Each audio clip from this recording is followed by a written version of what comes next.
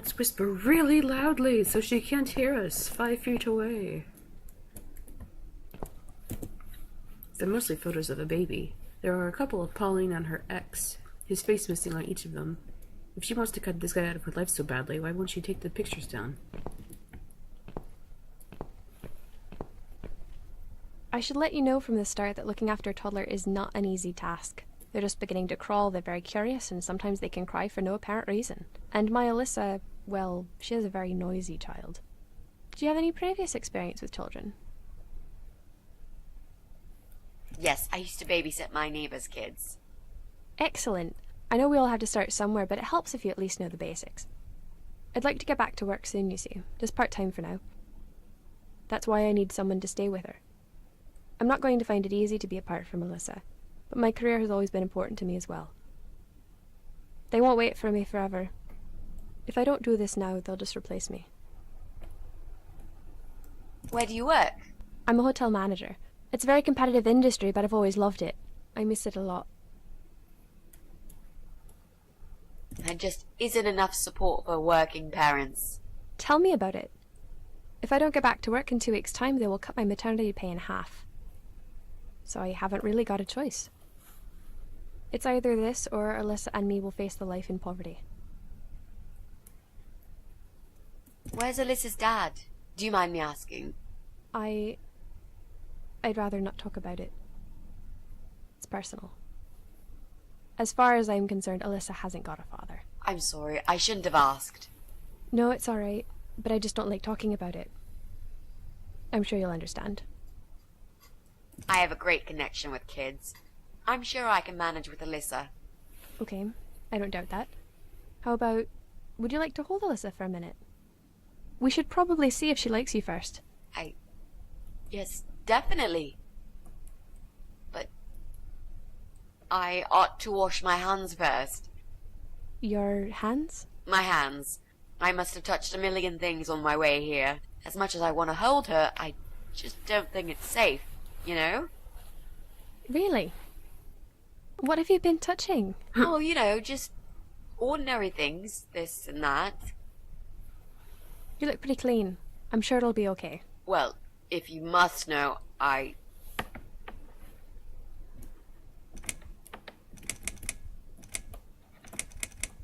volunteered at the hospital earlier today. Oh, I'm impressed. You don't see many young people doing that these days. But you're right. As nice as that is of you, there's all sorts of bugs you can pick up in a hospital. It won't hurt to be extra careful. I'll show you to the bathroom. Would you mind answering the door for me? Sure, no problem. It's probably just my friend Kate. Just let her in, please. Is that okay? The bathroom's this way. Follow me. Your turn, Mrs. A. Seriously. Do something. Anything. Is that a TV or a piano? Make sure Holy you scrub shit. those dirty hands really well. I need a bit of time. Look at that TV. It's dark early over on this side of the building.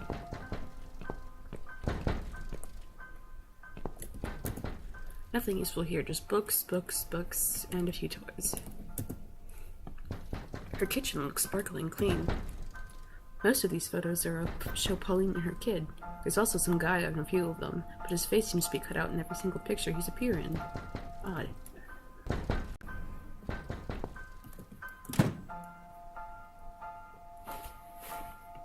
Hello? Hey, look, it's me. If I Hello. were British. Are you Kate? I've been sent by the agency. My name is Rita Tickle. May I come in, please? Agency? What agency? The Happy Nanny Babysitters Agency, of course. We bring fun and professionalism into childminding at a discount price. May I come in, please? Wait, just hang on a second. I believe we have an appointment. It was confirmed by post. Didn't you get a letter? Hang on, I said. I'm sorry. The position has already been taken. Oh, great. Are you sure? Yes. I'm sure. Thanks for your time. See ya. Wait. There must have been some kind of mix-up. No, there wasn't a mix-up. You're just too late. Bye. I'd better call the office and find out what happened.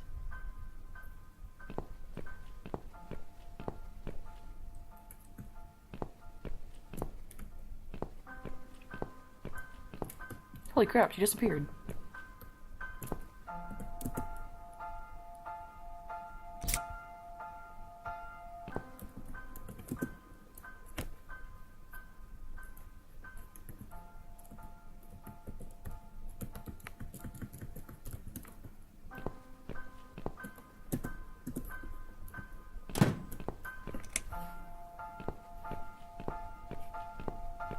Damn fuse, just keeps tripping. It's like we're living in the Stone Age here. Jesse, can we talk to you, please? Later, mate, later. I'm really, really busy right now.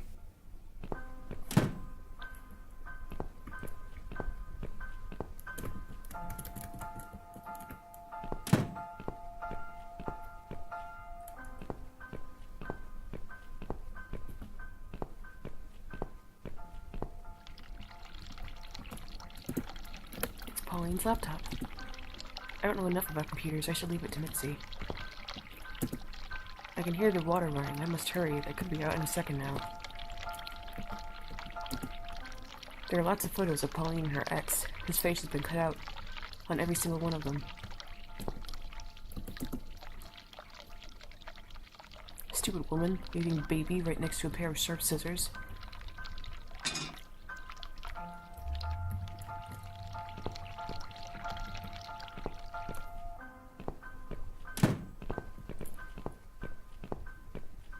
So, was it my friend at the door?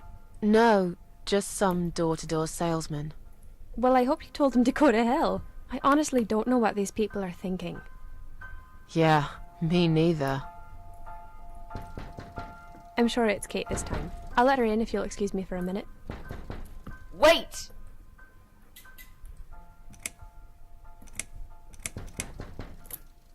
I think I've got something in my eye. Right. I can't touch my eye. I'll need some help to get it out. You'll be fine. Just go back to the bathroom and use one of my cotton buds. Don't be such a baby, Mitzi. I'm feeling really sick all of a sudden. Oh. Do you think you're actually going to throw up? Yes, definitely. Oh, yes. Quickly go back to the bathroom. I don't mean to be rude, but this is a very expensive carpet. Will you come with me? Please? What if I faint? I'm scared. Everything's just spinning around. Can Mrs. Ashworth go with you for a change? It's okay. I'll answer the door and let your friend in, yeah? Well... Fine. I'll put Alyssa in her bed for a minute and I'll come with you. You must have got some back in the hospital after all.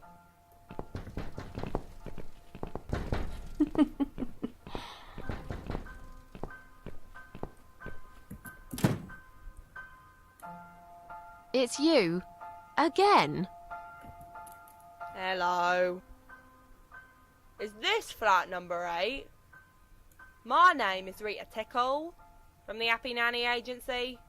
May I come in, please? Look, sweetheart, I'm sorry. I can't help you.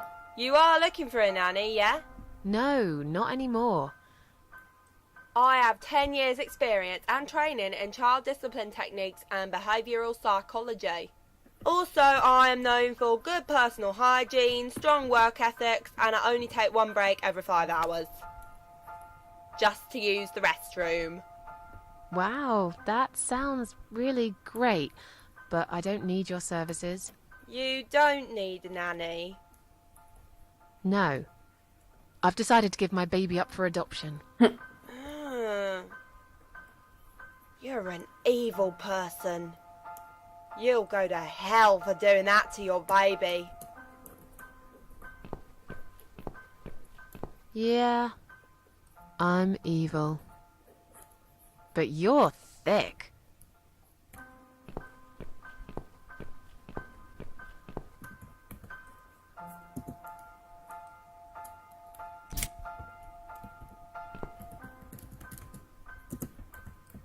These scissors seem sharp enough. Let's create some diversion.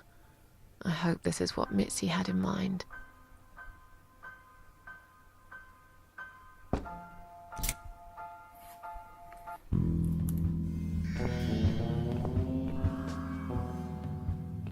Oh, not that again. What happened to the lights? I'm terrified of the dark. I can't move. Oh God, can't breathe. Calm down, it's alright. Probably just that stupid mirror. It must have run out of money again. It's not even that dark. Please, you got to do something about it. I think I'm going to faint. Fine, just stay in my bedroom. There'll still be plenty of sunlight there at this time of the day. I'll go outside and put some money on the meter. It'll only take a minute.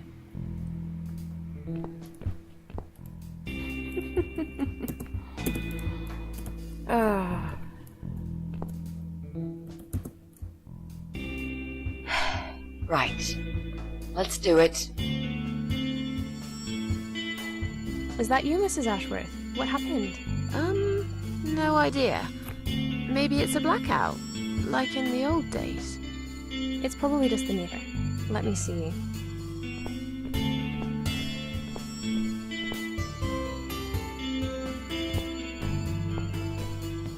So it's not her either. What a waste of time. It's time to leave. This interview is over.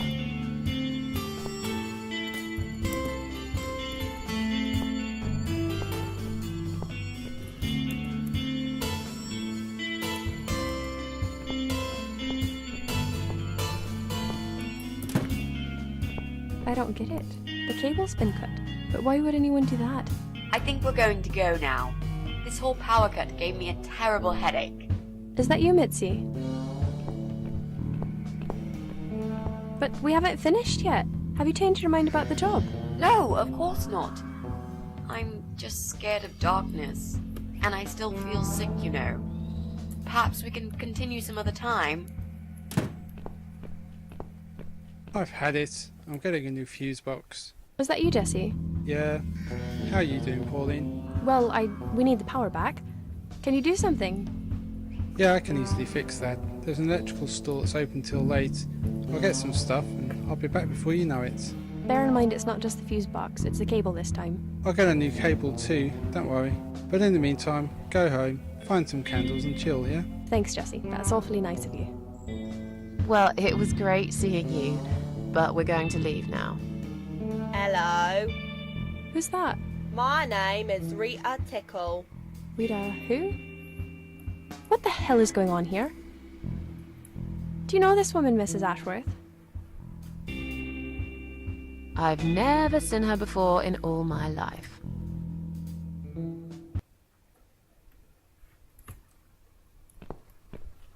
Now she'll think we are absolutely crazy. I wouldn't worry too much. You're not exactly the most popular neighbor in the house, anyway. Thanks. What? You don't actually care what those idiots think, do you? No, of course not. It's just that Pauline seems all right. I'm not too proud of causing her all this trouble. It'll get fixed soon. Look, Jesse's gone out. We can now get inside flat 7 and see what he's been up to. Okay, yeah, that sounds good. We can also cross Pauline off the list. I've searched through her internet history, and needless to say, there's nothing exciting there.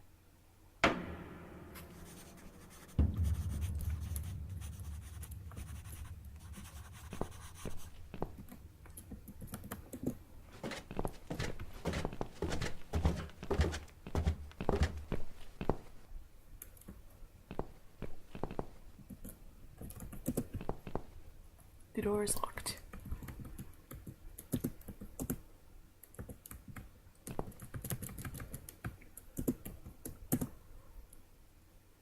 Now that he's gone, we can get inside.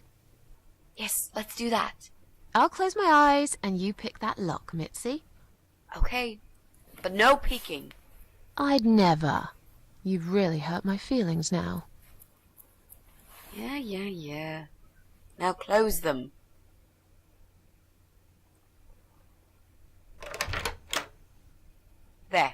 Job done.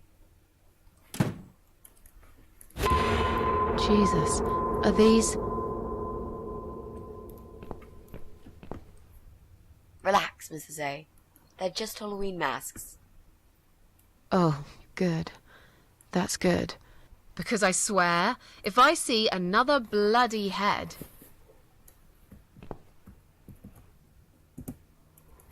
I hate clowns so much. I'd rather not touch this mask at all.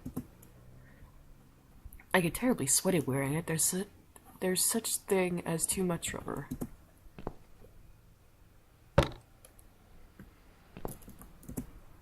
None of these look illegal. I guess he just likes plants. This one's pretty big. The speaker is massive, and it's connected to Jesse's computer. Whenever he plays some music, the walls must be shaking.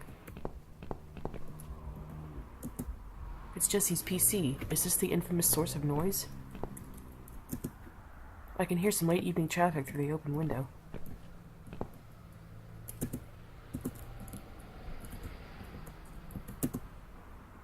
That won't work. It seems someone's cut the power off.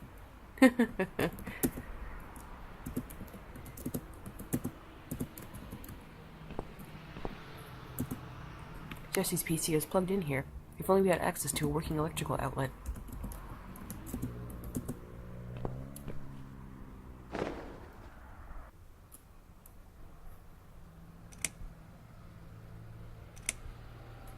So, who's got windows over this side of the building? Well, Joe Davis lives right below.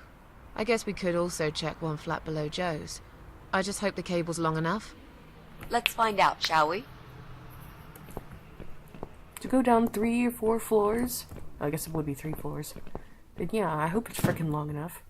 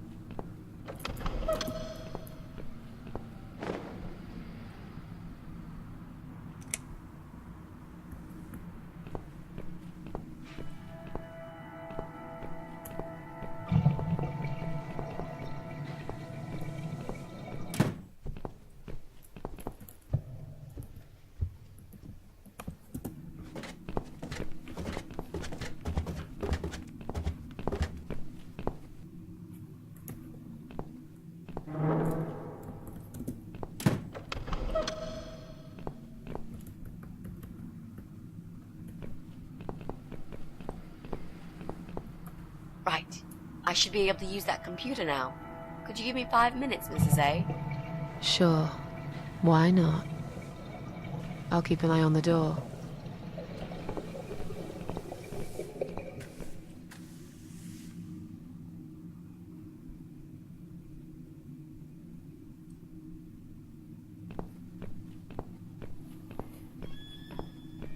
It's not him either.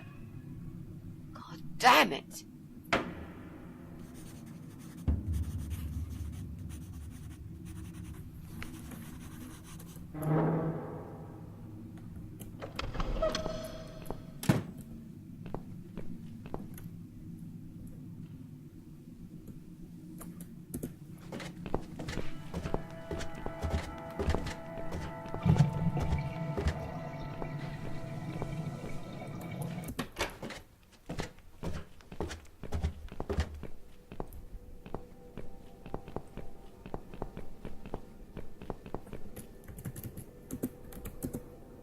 Great idea, but I should first figure out how to make the dress black. I don't see why it would matter, but okay.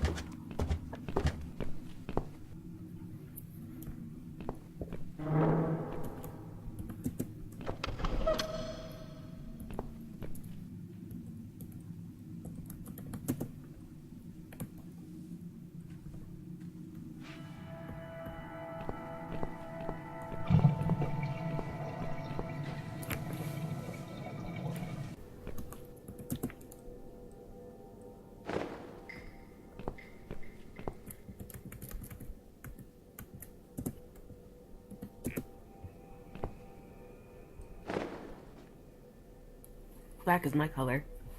I like it so much better now.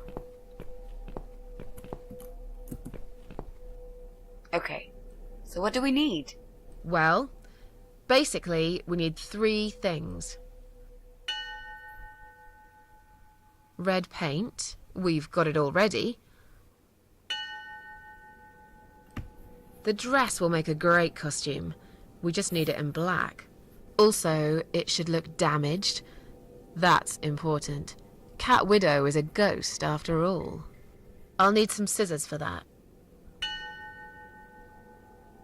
This mask I took from Jessie's flat will do the job nicely.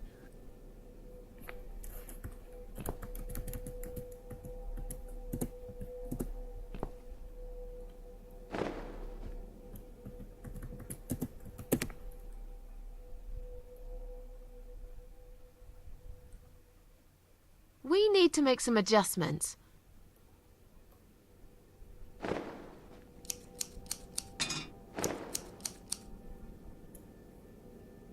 Now this is a dress worthy of the Cat Widow. Why don't you admit it was too small for you? Ha ha, bloody ha. Why don't you just shut up? Whoever wore this dress probably hadn't eaten in years. You'd struggle to get a skeleton into it. This is it. We've got all we need. Great! Are you going to tell me about the Cat Widow now? Yes, it's story time, Mitzi. The legend says there was once a bad man who hated cats. He hated his neighbors too, and his job. And when it rained, he'd curse and smash things. He hated his bald head and his weak, ugly body. He probably hated himself the most, although he would never admit it. I think I see where this is going. One day, out of pure hatred for the whole world and everything that lives, he captured a family of cats and drowned them all in the river. That day, the sun turned black and all the birds went silent as the 6 kittens struggled for life. But, trapped in a strong canvas bag, they never had a chance. They all died that day. All but one.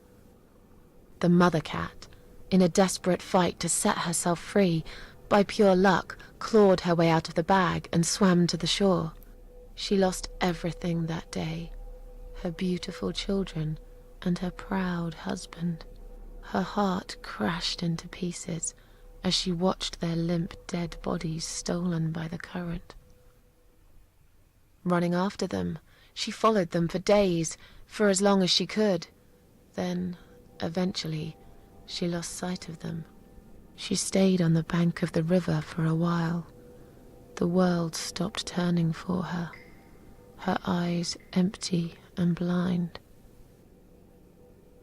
And then, one day, she slowly slid down the bank and into the cold, dark water. She gave in to it.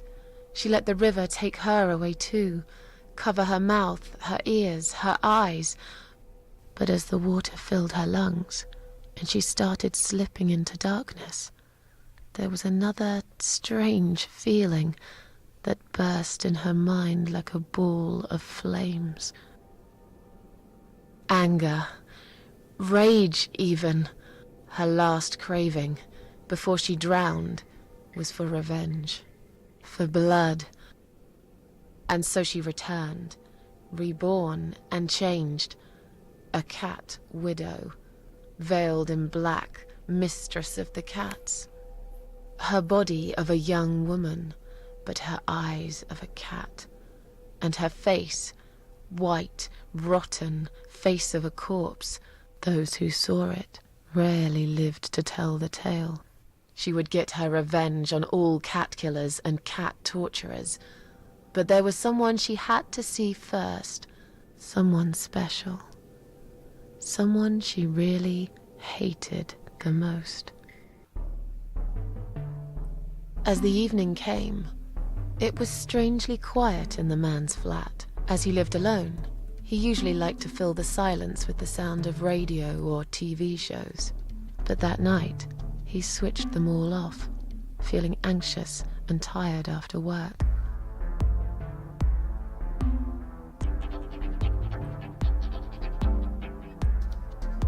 He tried to sleep, but couldn't. And for once, there wasn't anyone there he could blame for it. As he stared through the window, he kept thinking about how much he hated that view. He liked it once, a long time ago, when his wife was still there and they were happy together. Suddenly, he heard knocking on the door. Some part of him was glad, because that meant he could take it out on whoever decided to bother him.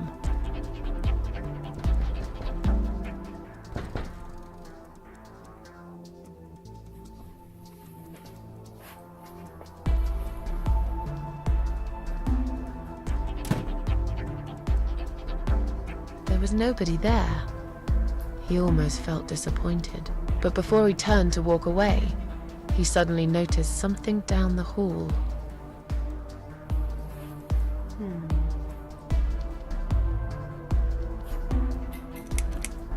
The dead body of a disemboweled cat hung on the radiator.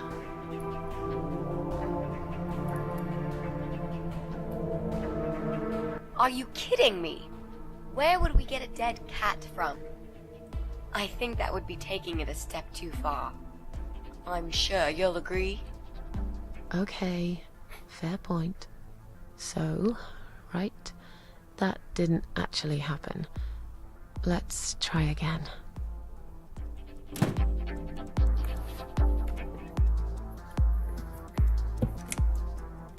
On a nearby wall, there was a giant shadow of a cat.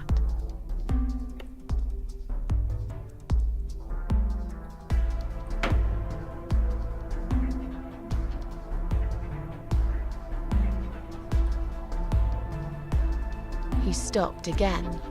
He couldn't believe his eyes.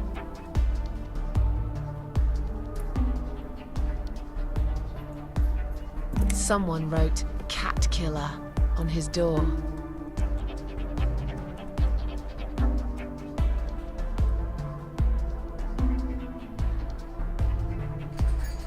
He had a passion for trains. Although he hated being a train driver, he had always enjoyed watching them move. But now, his train model was moving all on its own. He was absolutely certain he'd left it switched off. And yet, there it was, running at crazy speed, remote control missing. Something was seriously wrong, and that something had entered his home now too.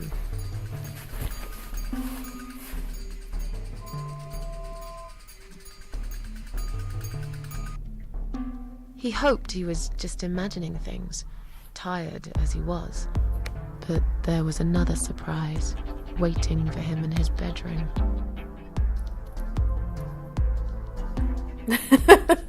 A giant, blood-soaked zombie cat sat on his bed.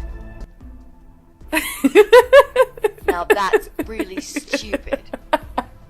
Fair enough. That didn't really happen. Everyone knows there's no such thing as giant zombie cats, right? There should be. What really happened was this. "Cat Widow is here," was written all over the wall.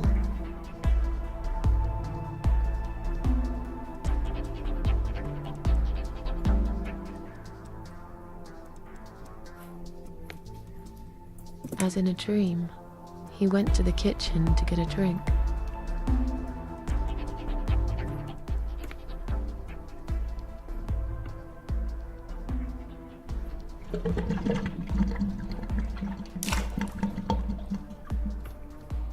There was no water.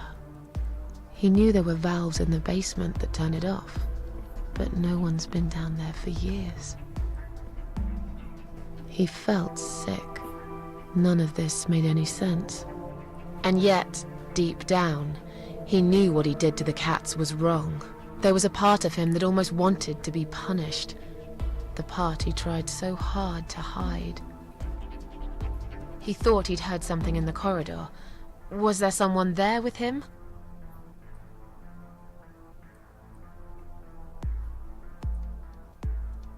His head was spinning. He felt ambushed, trapped, like an animal. He had to get out of there. Getting really scared now, he decided to call the police.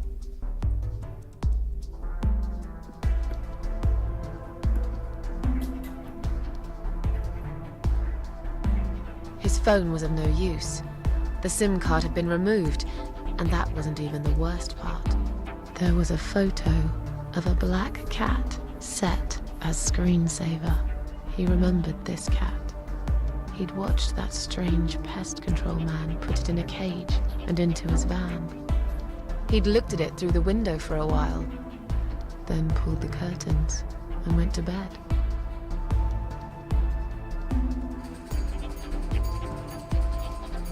He stopped, paralyzed. He'd heard something right in front of him. A whisper. More like a purr. She was there, in the dark corner of his living room, waiting. Black veil covering that pale, dead face. And yet, he could almost feel Cat Widow's eyes piercing through him. Cat Widow aimed a shotgun at his chest and fired.